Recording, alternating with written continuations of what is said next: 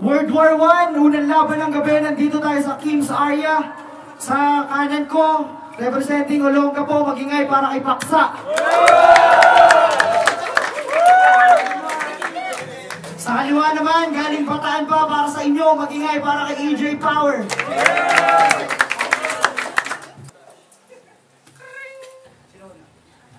Oh, isang minuto para kay Paksa, makinig kayo, wala maingay. Malugod kong tinatanggap ang paanyaya ni Nico na lumahok ako sa kanyang palaro. At bilang patunay, lahat ng bibitawan kong tugma ay direktang tatama sa iyo dahil hindi ako magbibitaw ng salita lang na pabiro. Matira matibay ang labanan. Umuwi ang talunan, tanggalin sa linya ang mga unang mabibigo. Dahil ngayong gabi magkakaalaman tayo kung kanino talagang bayan ang bano.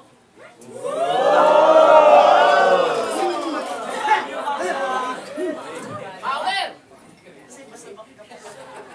Bakit nga ba naging Power yung pangalan mo? Porket tatay mo yung may-ari ng Meralco at dahil mahal niya yung kuryente, Power yung pinangalan niya sa'yo?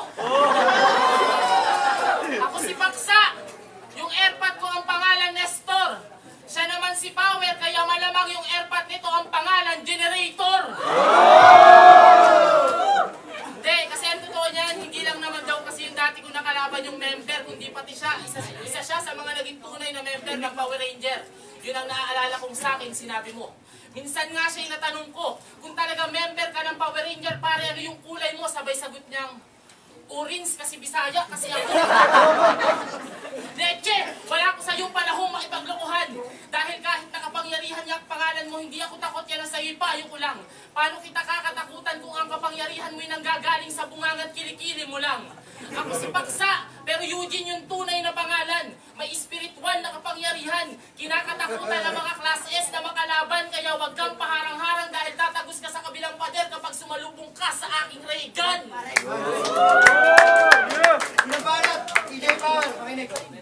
Yo, tatay ko daw, si Generator at ako si Power, yun ang sabi niya kanina. Oo, yun ang mga pangalan namin dahil kami ang magpapagana sa liga. Yo, wala pa tayong napag-uusapan, alam ko ng pangit ang paksa. Pangit ang paksa. Pangit ka paksa. Kamukha mo yung eyeball ng piksa. Sa tuhod ng gansa. Yo, kadalasan sanay ako na ang paksa ay talakayin. Pero unang beses ngayong gabi na ang paksa mismo ay aking kakalabanin. At kung susumahin, sure win na naman ako sa katapat ko na rapper. Kasi pambakla tong paksang nilabas nyo, parang she's dating the gangster. Kaya hang malamang yung utak mo'y walang laman. Eh kung biyakin ko na lang kaya yung ulo mo na maging open-minded ka naman. At kung mathematics ang labanan, addition pa lang, iwan na yan. Kung sinabi kong find the total, si Tarantado naghanap ng gasolinahan. Ulit pa! Malamang anak ka ni Blackjack kay Patane. Sobrang itim mo, di ka napabayaan sa kusina, napabayaan ka mismo sa kawali. Tapos wapo daw siya. Yun ang sabi ng iba. Perfecto na sana yung mukha, kaso yung ilong parang payong na nakasara. Kung paligsaan natin na to, crips ka lang habang ako si Trasex, tawagin niyo tong Dota. Kung tirya ng aking panayang ilong mong namamaga katulad ng hinog na makopa. Sobrang laki nan, sigurado yung kulangot mo parang nilukot na balota. 100% magaling ko sa basketball, tignan niyo yung kutis, malamarts baroka. Kaya ako yan, Nico, pakiusap ko, palayasin mo yun na to rito. Tinakabahan kasi ako tuwing nakikita ko ilong mo. Paano tuwing hahatching tong si Raulo? Naaalala ko yung pagputok ng pinatubo. Kaya malabangungot na trahedya na naman to pag nagkataon at pag nagkudkud pa ng libag to, buong Olongapo baon. Puso mo, dama ko, ang lakas ng pintig. Dapat ito yung ulihin nyo, madaming daga sa dibdib. Kaya kahit tawagin mong pusito, mga kababayan mo, ang papanigan ay ako. Dahil ako ang kauna-unahang makakapuksa sa #1 public enemy ng Gapo. Boom! Rakide! Ano ang banat kay Paksa, makinig. Baliw! Tinitira niya yung ilong ko. Pero hindi ito ang kahinaan ko, yan ang sasabihin ko. At yung sasabihin ko, sana tatandaan mo, kahit ganito yung kulay at ilong ko, di hamak na mas gwapo ko sa'yo, tarantado! At, oo nga, di ba? Sabi niya, kung ano mga sinasabi ng gagon to. Pero ang totoo niyan, gusto ko lang muna sabihin sa'yo na, kamusta? Pumayat ka ata, dati mataba ka. Hindi, ganito kasi yan. Yumabang ka na kagad porket nakapagsulat ka lang ng maikli mong talata. Ako pa napiling na kalaban, mukhang nahihibang na tuata. Pwes kahit taga-bataan ka, ngayong gabi yung bataan, tatanggalan ko lang ng an kasi sa akin magmumukha ka lang bata. Bata na lumaban sa nakakatanda, bibigyan kita ngayon ng tanda na habang buhay mong dadalhin hanggang sa ikay tumanda. Paano ko ba't bababuyin to? Simple lang. Baboy! O di ba baboy siya? O tama yung narinig nyo, baboy siya. Kasi sa sobrang taba ng baboy na to, yung damit na 3XL nagiging medium lang sa kanya. Sa sobrang taba ng baboy na to, pag nagpapamily picture sila, madalas hindi siya kasama. Kasi nababad trip na sila. Kasi madalas daw kapag kasama ka sa camera, hindi kayo magkasya. Kaya sana, sa ligan to, huwag ka na masyadong magpanggap. Bilang rapper, hayop ka, hindi kita matatanggap. Malayo na ang pagitan natin, napakalayo na ng ating gap. Ngayong nakalaban mo na ako, pagsisisihan mo kung ba't natuto ka pang mag-rap. Dahil sa laban na to, dahil sa ligan to, ang masasabi ko lang, swerte mo kung matatalo mo ko. Malas ko naman kung tatalunin ko to. Ano ba kasing mapapala ko kapag tinalo ko siya? Wala. Kahihiyan. Kasi nang baboy ako ng baboy. At isa pa ang pinakamasakit lang sa lahat, bago nyo kami sabihan ng bano, siguraduhin nyo kaya nyo kaming labanan. Bano kayo ng bano, ang paalala ko lang, hindi nyo pa ako nasusubukan. Parang yung power, bakit ito? Respeto lang para sa mga bumabate. Lul, pangit mo. Kamukha mo si Ninyo. Tay-tay. Ang paksa ay topic base sa ating kaalaman. At ang topic ay dapat na pinag-uusapan. Sige, buhay naman ni paksa ang gawin natin paksa at ating pag-usapan. Nung walang pang-inom, sariling syota, inutangan. Kumupit pa ng 20 o sariling syota, inutakan. Pumunta sa bahay ng syota, lahat ng pagkain, inupakan. Sa sobrang kalasingan, pati lola ng syota gustong itanan. Nakutado, malamang matanda na yun at nakapustiso. Patanon-tanon ka pa, wala kang tinapos sa tulong ng trabahong pulido. Pero dati may trabaho naman siya sa Jollibee, Rotonda. Kaso lang, sisante na. Kasi nahuli siya. Tuwan-tuwa pa yan habang nilalantakan niya yung tira. Sabay palo sa noo. May CCTV nga pala. Pero real talk, itong si Paksa, pinilit akong aralin. Puyat at pagod ang hinain.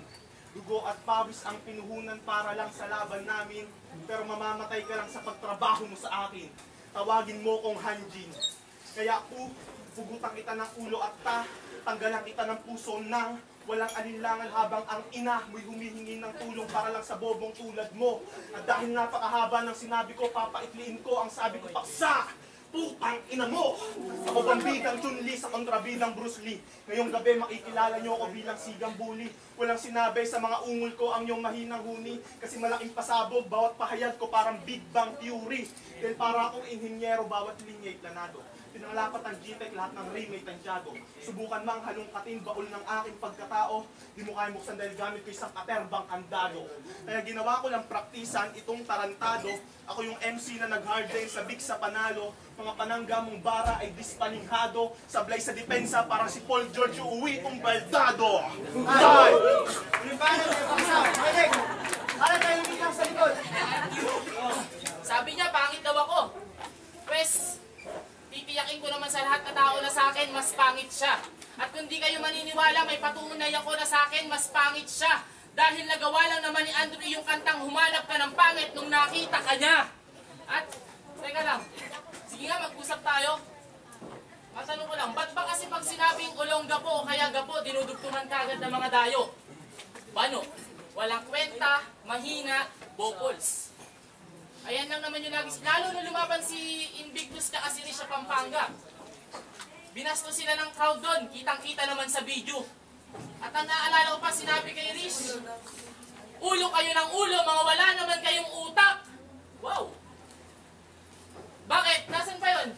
Tanong ko, may utak ba siya? Ha? Pwes, huwag niya sasabihin o huwag niya akong gagawing tanga. Dahil kung matalino siya, ba't kay Aklas nag-joke siya?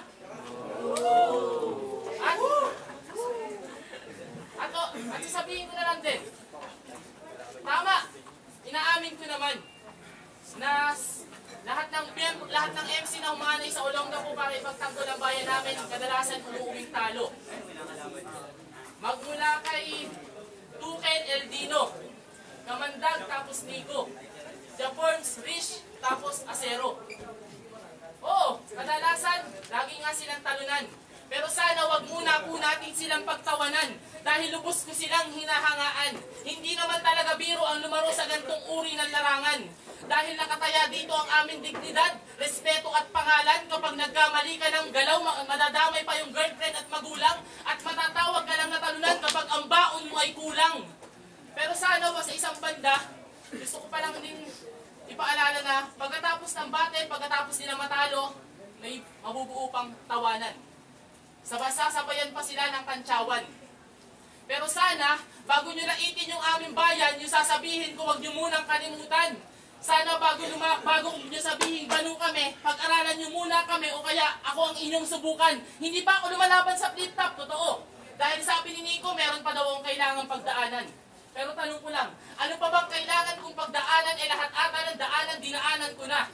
Yung mga tinapat ko sa harapan ko, ginawa ko, tinapakan ko pa. Yung mga itinayo yung kalaban ko, pinabagsak ko, ginawa kong domino, isa-isa kong pinatumba. Ngayon sabihin nyo sa akin kung kulang pa. Isa ako sa nag-alma, isa ako sa nag-alsa upang ang bayan natin itinumba sa kahiyan ay aking maisalba. Kaya sana sa susunod na laban ko, bigyan mo ko ng laban na totoong labanan. Dahil hindi ito yung laro na gusto kong salihan. Gusto kong lumaban, yung tipong katulad ng ginagawa nyo, hindi yung tulad lang ng ganito. Dahil balang araw, papaniwalaan nyo rin yung mga sinasabi ko. Panibalat kay EJ Power. Round 3. Manood ng mabuti na parang nasa IMAX. Malapit ko nang tapusin ng paksa, andito na tayo sa climax. Tagumpay ang pagkatha, walang litanyang pumalpak. Kahit happy ending ang bagsak, ang aking luhay papatak. Dahil sa galak. Wala kang kwenta, Pax. Kaya kahit may jet lag, paglalaroan lang kita na parang Xbox, pag pinaliguan kita ng similya ko, magmumukha kang wet, Pax. O kaya sasampalin kita ng padako, tukal mahilig kang magyabang. Tal wala namang kwenta kung paksa na to, change topic na lang. Saan ka ba magaling? Saan liga ka mahusay? Saan ka ba magaling? Saan liga ka mahusay? Pwestong nilaban nyo sa akin sa Santa Rita ko unang gigilitan at pahihirapan ng buhay.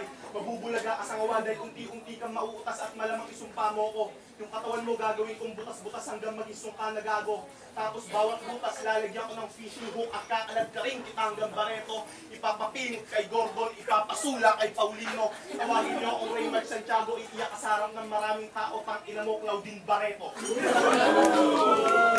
Tapos nun, malamang lupay-pay na ang katawan mo. At di pa ako tapos bro, dadalhin ko sa abalan to. Lahat ng sugat kakapalan ko, kaya puta tatagan mo. Dahil di sa kalayuan, tsatsap-tsapin ko yung katawan mo hanggang maging luray-luray at wasak-wasak.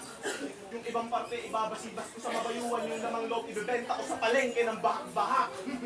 Sabay dahak.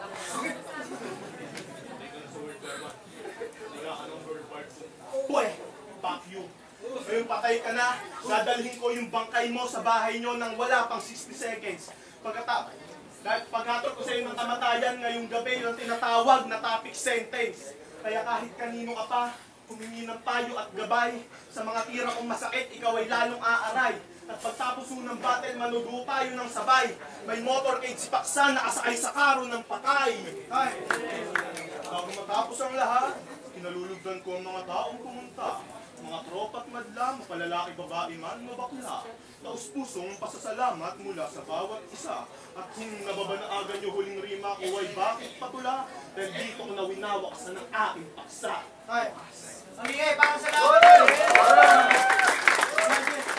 Boto ng Urado, 5-0 para kay EJ Power. Magigay para sa laban.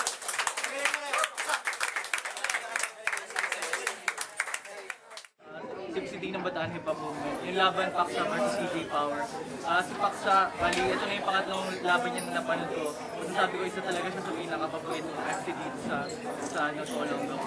Pero ngayong gabi, binigay ko ng 3-0 para kay EJ Power kasi liit sana yung laban nila kasi yung round 3 ni Paksa, medyo hindi niya na dinisi, nagiba siya hindi niya naglinira yung kalaban niya, which is mali para sa akin kasi bagal to. So, Paksa ay EJ Power. Si Killer Billy Armaletra, so binoto ko AJ Power. Kasi round 1, AJ Power, round 2, AJ Power, round 3, AJ Power. Hindi kasi ako sinama nung sa tagagapulin ako dati. Pero talo lang kasi sinabi, so AJ Power ako pata. Third day, pangatlo, yun, niluto ko yung laban. Binoto ko si AJ Power. Kaya hindi naman sa porkit nagkabataan din.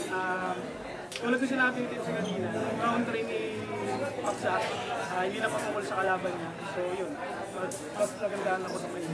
Yun lang, salamat. Transformation, makapit. Sa inyo, binoto ko si J Power. Hindi ako yung Paksa. Yung round 1, punchline, lamang si DJ, jokes, lamang pa rin. Ay, wala pa J Power.